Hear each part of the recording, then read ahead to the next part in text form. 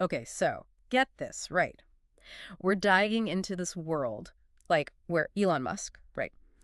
He's in charge of government efficiency, Oh, wow. and it gets better. It's under a second Trump term. Hmm. Huh. Yeah, so we're talking about that Stephen A. Smith commentary. You know the one, right? Yeah. Reacting to that totally fake press conference thing with those two. So the question is this actually about saving taxpayer money or is it something else? It's definitely a wild thought, that's for sure. I mean, you've got like the world's richest guy Yeah. standing next to president who, yeah, likes to shake things up. Let's just say that. Both saying they're good at like slash government spending. Exactly. And the way they're talking about doing it, it's definitely raising some eyebrows. I'll say that much. Oh, yeah. I mean, Musk, right? He's all about this maximal transparency thing. Right. But the thing is, he's using Dogecoin. What? Yeah. The meme cryptocurrency as his example. Huh. He's saying he'll post like all the actions that his department takes on the Doge website. On the Doge website, Does that even make sense? I don't know. it really makes you think like, what do they even mean by transparency? Like imagine trying to track, government spending, but through a cryptocurrency website. Right. Doesn't exactly seem like the easiest way to, Yeah. keep things clear for the average person. Nope. And then it brings up an even bigger question, which is like, if things aren't easy to understand, can you even really hold anybody accountable? Exactly. And then there's the whole conflict of interest thing. Yeah. Like Musk is saying he'll just police himself. Himself. I mean, come on. Yeah. How can you be the one in charge of spotting problems when you're also like the one making all the decisions? Right. Like, wouldn't you, if you were tasked to want somebody else double checking things? For sure. For sure. That's why we have checks and balances, right? In the government to make sure that nobody has like too much power. Yeah. It's like having a ref in a game. You need someone who's like impartial, Right. to make sure that everyone's playing fair. Having Musk running things without any kind of oversight is like, it's like letting one team call their own fouls. Exactly. Okay, so now Stephen A. Smith, he's jumping into the mix. Right. And he's calling himself like a centrist, which I guess basically means that he's skeptical of, both sides. Right.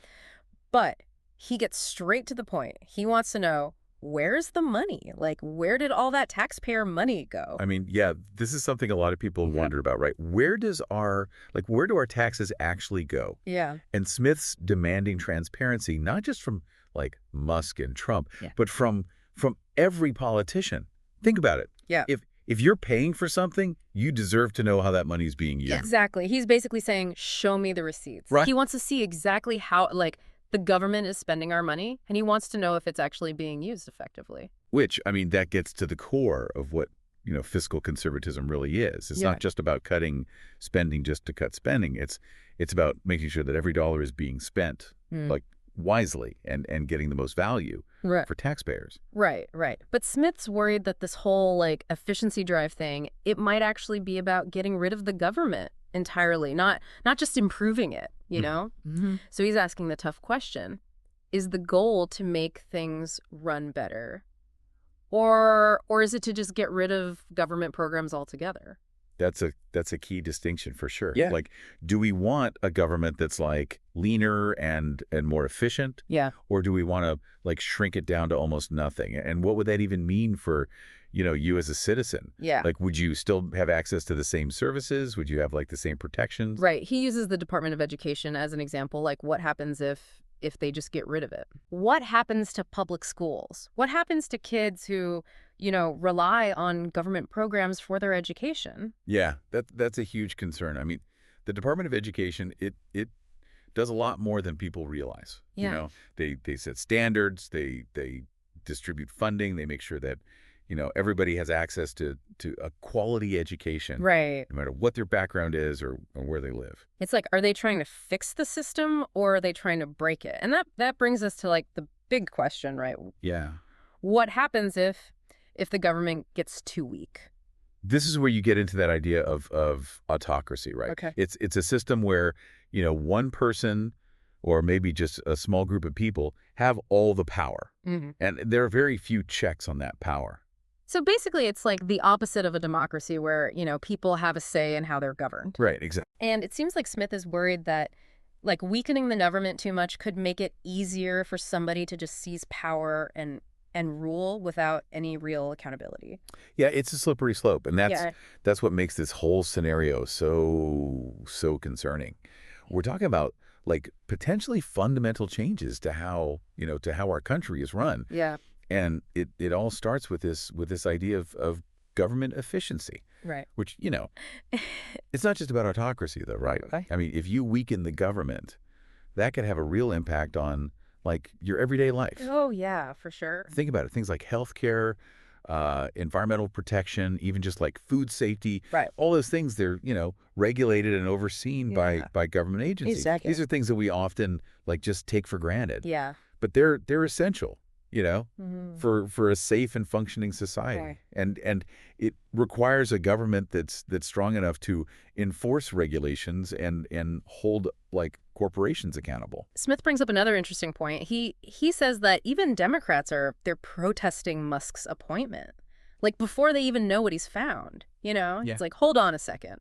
Maybe he's actually uncovering some shady stuff that we should all be worried about. That's a good point. Like it reminds us that we shouldn't just blindly follow, any party line. Right. Just because somebody's like on your side doesn't mean they're always right, Right.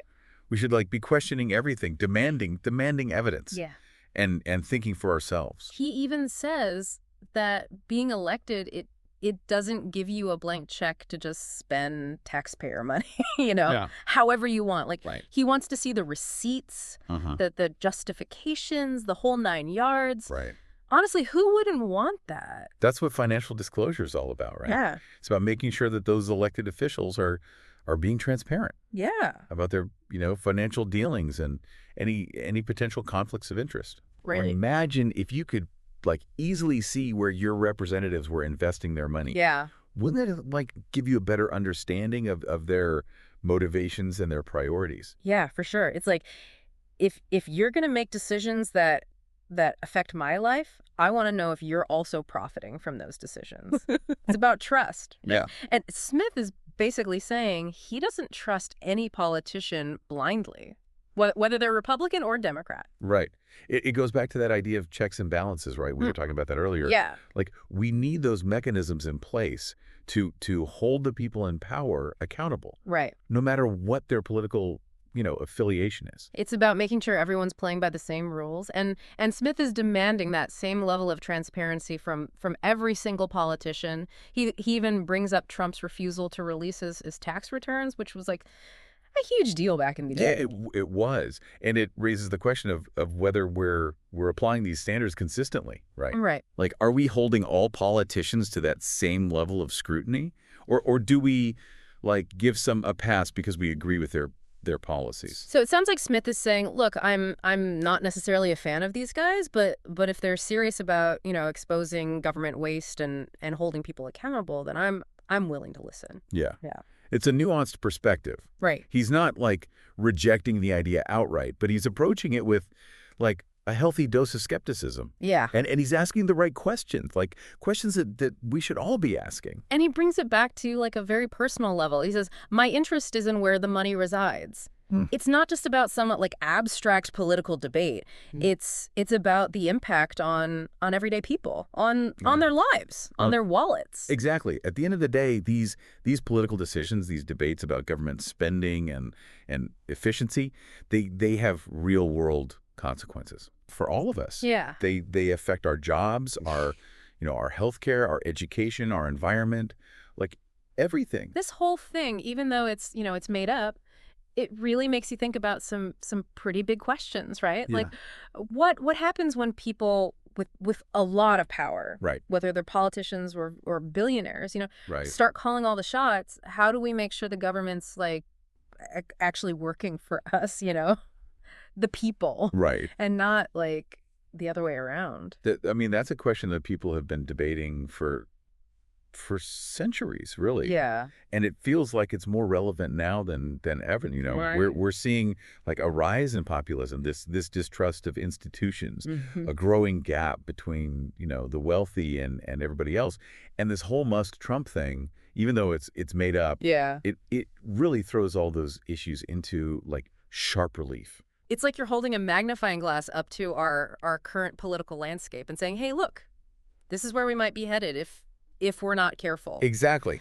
And it makes you think, right? Like, what would you do if you woke up tomorrow and this was like the news? Right. What questions would you have for Musk and Trump? Right. How would you feel about the changes they're proposing? Would you be like excited about the idea of a smaller government and lower taxes? Right. Or would you be, worried about what might happen to essential services and programs? Yeah. Would you trust Musk to regulate himself? Yeah. Would you demand more oversight? Right. More accountability? Right. And I think most importantly, like, what would you do to make your voice heard in this new political reality? Yeah. Would you join a protest?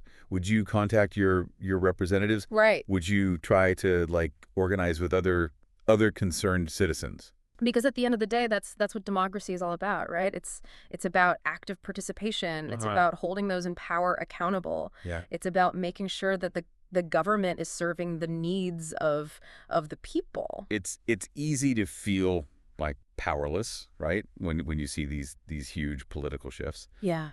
But we're not. Right. We have the power to vote. Yes. We have the power to speak out, to organize. Right. And to demand better from our leaders. This whole deep dive, it's really been about more than just this hypothetical scenario. It's been about taking a hard look at the challenges that our democracy is facing, Yeah. and asking ourselves what are we willing to do to protect it.